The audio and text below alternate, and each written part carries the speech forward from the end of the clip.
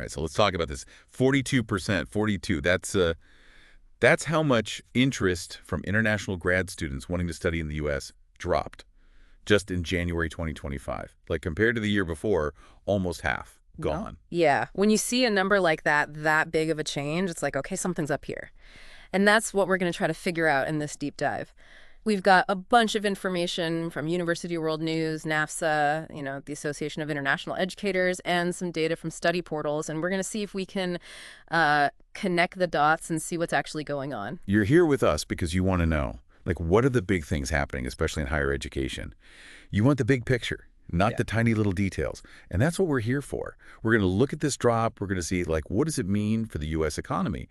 And really, like, why are students all over the world maybe, not so into studying in the U.S. anymore? Yeah. So let's start with that 42% drop. Study portals made a really interesting point. They said this wasn't just like a one-week thing. It was the whole month of January. Even after President Trump was inaugurated, it stayed low. So that kind of tells you something bigger is happening. This is where it gets, like, really wild. Just a little while ago, NAFSA was talking about how great things were. They said international student enrollment went up by 6.6% from 2023 to 2024. And get this, the year before that, it went up by 11.5%. To go from those numbers to a 42% drop, I mean, what do you even think about that? Well, it's the speed that gets me. It was like, boom, sudden change, Things were looking good. People wanted to study in the U.S. And then, and then something changed, and it changed fast. And this has big real-world effects, right? Yeah. I mean, NAFSA said that international students brought $43 billion, billion with a B, into the U.S. economy in just 2023, 2024. And get this, most of those students were grad students. So think about it. If that 42% drop turns into, like, people actually not coming to the U.S., that's billions of dollars gone. Right. It's not just colleges. It's local businesses, jobs, everything. Everyone feels it. That's a lot to consider. It's not all bad news, though, right? I mean, while international students might be less interested, American students are looking at studying abroad more and more. Yeah. And this is really interesting to me because study portals saw a huge increase, like 5 times more American students asking about studying abroad, similar to what happened after the 2024 election, actually. So maybe American students are like, hey, maybe there are better places to study, So fewer international students coming in, maybe more American students going out, big changes. So let's hear what Study Portals has to say. Hey. Edwin Van Rest, he's the co-founder and CEO there. He's not happy about that 42% drop for master's and PhD programs. Van Rest, he really honed in on the visa rejections. It's not just that people aren't interested, it's also that it's harder to actually get into the U.S. now. What does that tell students around the world? That's a question we need to ask ourselves. Right.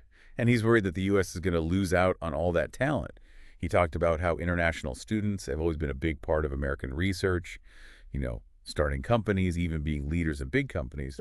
It makes you wonder, like, what's going to happen in the long run, if the U.S. isn't attracting those bright people anymore? Right. If we're all competing for the best minds in the world and the U.S. makes it harder for those people to come here, well, someone else is going to benefit from that. It's not just about, like, who's sitting in a classroom. It's about, who's going to be leading in science and business 10, 20 years from now. Definitely something to think about. Yeah. So NAFSA, Fanta Ah, she's the executive director, and she gets it. She said international students are confused. Yeah. And it's no wonder, right? Like, everything's changing all the time. That's why I think what Aya said about clarity from the U.S. government is so important. These students, they're putting a lot on the line. They're spending a lot of money. They need to know what to expect. If things are constantly changing, if they don't feel secure, they're going to go somewhere else. Makes sense, right? And it does sound like a lot has changed, especially with all these executive orders. The report mentioned over a dozen EOs just about education since President Trump came back. That's a lot to keep up with, even for someone who lives here. It is. And these EOs are pretty major, like banning federal money for DEI, diversity, equity, inclusion. Those programs are supposed to make campuses more welcoming. Then there's the thing about only 2 genders for federal stuff, which affects trans athletes.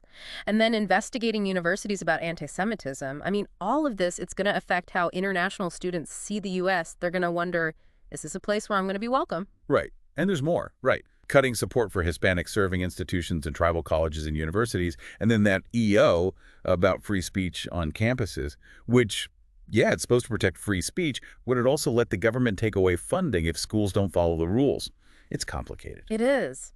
And then, on top of all that, the Department of Education is investigating over 100 colleges and universities about anti-Semitism and how they're protecting Jewish students. I mean, all this scrutiny, it's got to make things feel uncertain, both for the universities and for the students thinking about studying there.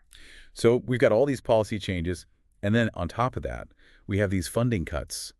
Edwin Van Rest from Study Portals, he really emphasized that. He said it's a big part of why things are so uncertain right now. And his point about stability is a good one. Think about it. You're an international student. You're spending a ton of money to study in the U.S. You need to know that that program is going to be there, that it's going to be funded. If you hear about all these cuts, well, you're going to get nervous. And in the U.S., funding for research at universities, it's all over the place, right? It's not like some countries where it all comes from one place. Exactly. So if one department or even just one agency changes their priorities or cuts their budget, universities feel it. And a perfect example is right after the new administration started, they froze funding for the NIH, the National Institutes of Health. They did unfreeze it eventually, but man, that must have caused a lot of panic. The NIH gives out so much money to researchers all over the country. That freeze must have been a huge deal. It was. And even after they unfroze the funding, they were talking about putting a cap on indirect costs for NIH projects. Indirect costs, those are like the hidden costs of research, keeping the lights on, maintaining the buildings, all that stuff. David Skorton and Elena Fuentes Affleck, they're from the Association of American Medical Colleges, and they said that capping these costs could lead to less research, labs closing down, even people losing their jobs. Luckily, they ended up blocking that regulation, but it shows you how fragile things are. And it's not just the NIH, right? We saw Tennessee State University and HBCU. They had some big cuts from the Department of Agriculture. They got some of it back, but still. And then there's the University of Wisconsin-Madison. Their College of Agricultural and Life Sciences, their research budget got cut by 78%. Yeah. 78. The Wisconsin Farmers Union is not happy about that, and they're right to be worried. That kind of cut is going to hurt agricultural research. This is happening all over the place. Even huge universities like UPenn, Harvard, Duke, they're all freezing or pausing hiring. They're saying it's because of financial uncertainties. That tells you that this is a system-wide problem. People are worried about money. And it's not just hiring. Some really big-name schools like MIT, UPenn, USC, even Wisconsin-Madison, they've cut back on grad admissions. Some have even paused them completely.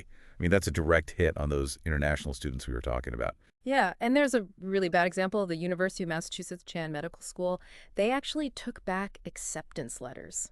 Like, imagine you're an international student, you've got your acceptance, you're planning your whole life around it, and then poof, it's gone because of funding issues. I can't even imagine how stressful that would be. And then there's the story of Daniela Federa. She was at Columbia doing her PhD on uterine cancer, and they shut down her research because the university lost some NIH grants, all because of how they handled some pro-Palestinian protests. Federa felt like her work, important scientific research, wasn't even considered. It really shows you how these political decisions can have real-world consequences, even in something like cancer research. It shows you how vulnerable researchers are, especially early career researchers. Thomas Kimbis from the National Postdoctoral Association, he said something that really stuck with me. He compared these funding freezes to ordering farmers to let their fields go fallow right before harvest. And remember, over half of postdocs in the U.S., they're from other countries. That's a lot of people who are suddenly in a really tough spot. And we also heard about West Virginia University Health Science. They had to limit their PhD admissions because they were expecting an NIH grant that never came through. April Call there explained how important it is to get those indirect costs reimbursed. It's not just about the research itself, it's about keeping the whole research infrastructure running. Call's explanation really helps us understand why these funding cuts matter so much. Those indirect costs pay for the stuff that makes research possible. Without them, you can't do research, period. And Edwin Van Rest, he said that a lot of students who are planning to study in government-funded programs, they're probably going to go somewhere else now. I mean, why wouldn't they? Emily Miller from the Association of American Universities, she was pretty blunt about it. She told EOS that these cuts are devastating for both the universities and the young researchers. She pointed out that taking on a PhD student is a big financial commitment, and when the funding is this uncertain, it makes those decisions really hard. Yeah, the uncertainty makes it hard to plan for the future. It makes universities hesitant to take on new students, and it makes students hesitant to come here. It sends a message that the U.S. might not be the best place to be if you're serious about research, especially in fields that depend on government funding. And all this uncertainty, all these policy changes, it's making people think twice about studying in the U.S. Both Edwin Van Rest and Fantali said they're worried about how this is affecting America's reputation. Oh, made a good point. She said, yeah, American universities are great. They benefit a lot from international students, and international students benefit from studying here. But the world has changed. It used to be like, oh, if you want to study abroad, you go to the US, the UK, maybe Canada, Australia. Now there are so many more options. Students have choices. And what she's worried about is that all this back and forth, all this uncertainty, it makes the U.S. look bad. It looks like America doesn't want international students or that it's not a stable place to study. And she also mentioned how firing federal workers, that can hurt universities too. It just adds to the chaos. Van Rest is worried about the same thing, especially when it comes to visas. When someone gets their visa rejected, that gets around fast. Social media, word of mouth, it all spreads. And then other students think, well, maybe I shouldn't even bother applying. So now you've got students who are already nervous, and on top of that, they've got all these other countries saying, hey, come study with us. It's tough competition. He said that before, the U.S. was this place where students dreamed of coming, to build a future, to be part of something big. But now, parents and students are thinking, is it really worth the risk? Is it really worth the stress? They're looking at other places that seem more stable, more welcoming. And both Van Rest and Kimby's, they're worried about what this means for the U.S. in the long run. If fewer international students are coming here, that means fewer talented researchers, fewer entrepreneurs. Other countries are going to benefit from that. They're going to be the ones making the big discoveries, starting the innovative companies.